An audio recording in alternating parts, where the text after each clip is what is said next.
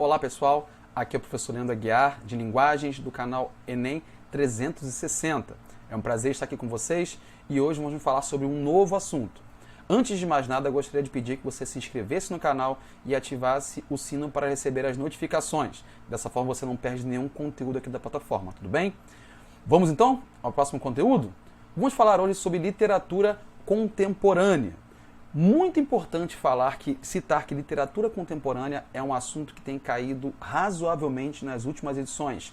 Só de 2015 para cá, nesses últimos 5 anos, caiu 13 vezes esse assunto, que dá um total de aproximadamente 6%, bem relevante. Também digo que dos movimentos literários ou dos assuntos literários é o que mais caiu. Vale também mencionar isso. Então vamos lá. Representante da ficção contemporânea, a prosa de Lígia Fagundes Telles configura e desconstrói modelos sociais.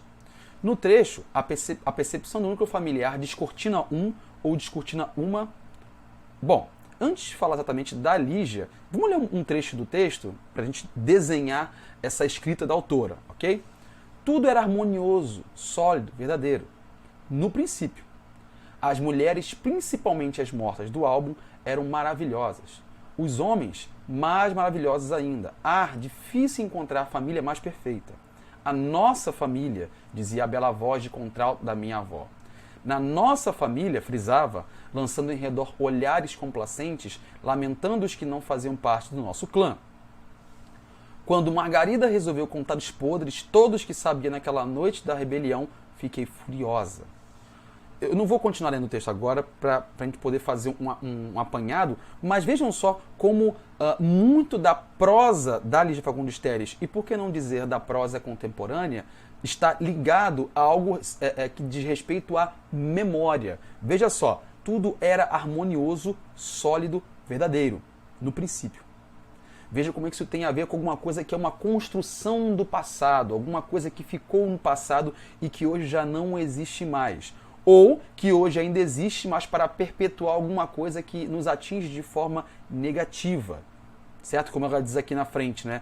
Resolveu contar todos os podres, todos os nossos podres, né? Os podres todos que sabia naquela noite negra da rebelião. Então, existe aqui alguma coisa que fala de passado e que não é um passado muito bom. Esse é um tópico que a literatura contemporânea tem batido constantemente, uma tecla que tem sido repetidas vezes batida na nossa literatura, ok? Falando especificamente da Lígia Fagundes Telles, é uma autora, como eu falei, que participa dessa prosa contemporânea, né, com livros que tocam em assuntos muito pertinentes ao nosso momento também, apesar de uma escrita de alguns anos atrás, bate certinho com a nossa realidade hoje, ok? Então, com uma linguagem límpida, com uma linguagem também nervosa, né? Fala um pouco das famílias, né? Desses dramas familiares, muito na linha, por exemplo, de Clarice Lispector, né? Uma escrita um pouco mais intimista, com a diferença que Clarice dá uma ênfase maior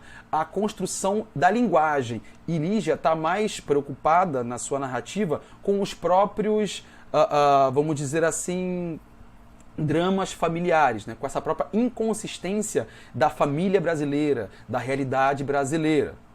Uma outra coisa que é interessante mencionar são essas imagens que ela vai criando, né? Falando de presente, falando de passado, falando de futuro. Isso é uma coisa que caracteriza a prosa da Lígia Fagundes Telles. Pessoal, a minha sugestão para vocês é, conforme eu estou falando, dê alguns pauses e pegue essas referências que eu estou deixando aqui na tela para vocês. Nesse caso, as duas que eu coloquei aqui são do teórico Alfredo Bose, da Universidade de São Paulo, né, da USP. E são citações bem valiosas para entender como funciona a prosa da Lígia Fagundes. Aqui também tem algumas obras bem notáveis, bem importantes dela, como, por exemplo, As Meninas, de 73, e o livro de contos, né, Venha Ver o Pôr do Sol. Os livros que estão em rosa são livros de contos, e os livros que estão em amarelo são livros romance.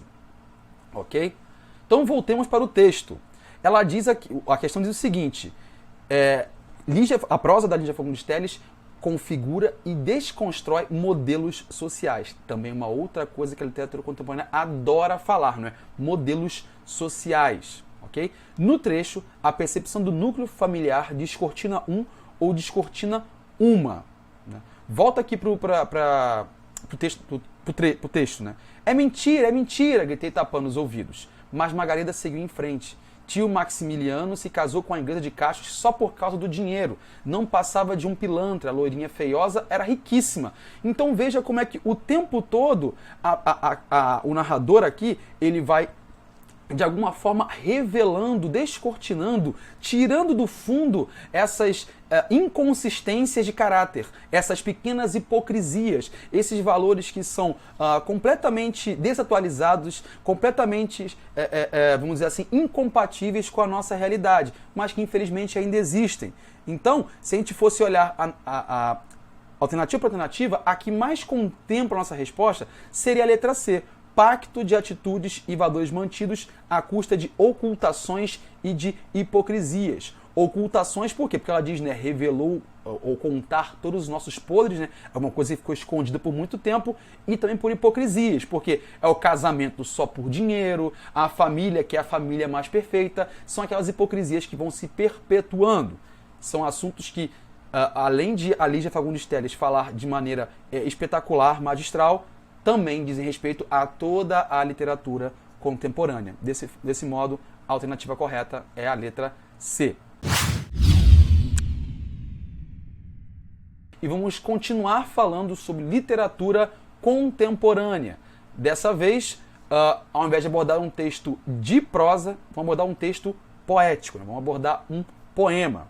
Dessa vez o poema é do Cacaso, né? Situado na vigência do regime militar que governou o Brasil na década de 1970, o poema de Cacaso edifica uma forma de resistência e protesto a esse período, metaforizando, vejam só, a questão 129 do Caderno Azul de 2015, ela já está aqui colocando como símbolo, né? Ou seja, com uma metáfora, uma associação implícita, alguma coisa. Vamos ver o que a poética do Cacaso tem a nos dizer, né? Vamos ler o poema.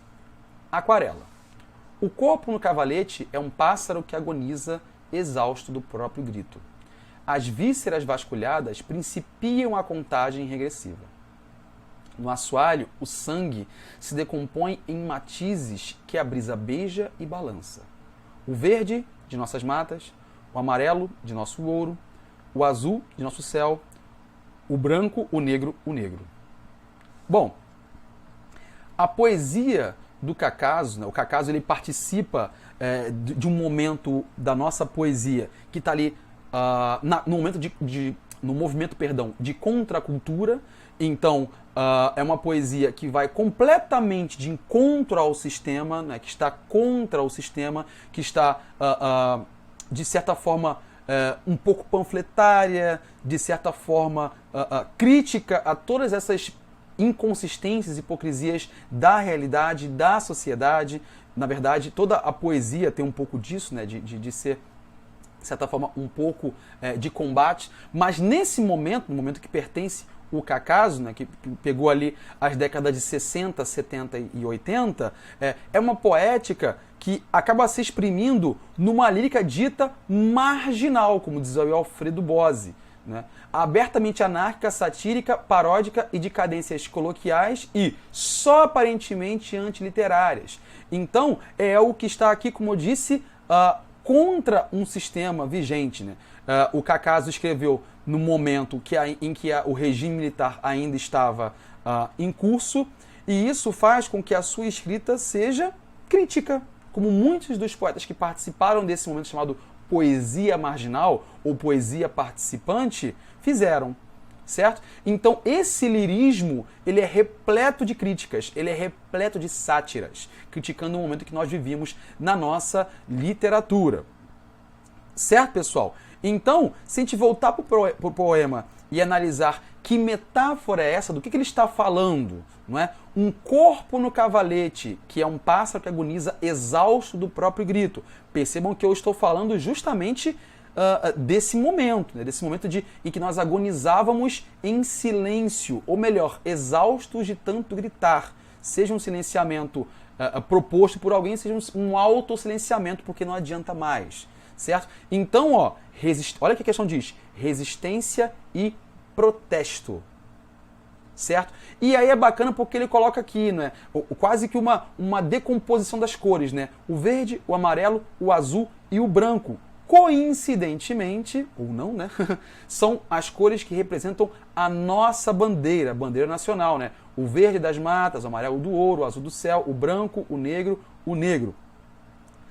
Para além daqui do seu significado real, né, o verde, amarelo, azul e branco, você já deve saber que isso não se trata exatamente de matas, ouro e céu. Estamos falando aqui de uma herança monárquica, e aí o pessoal de história vai saber falar melhor do que eu.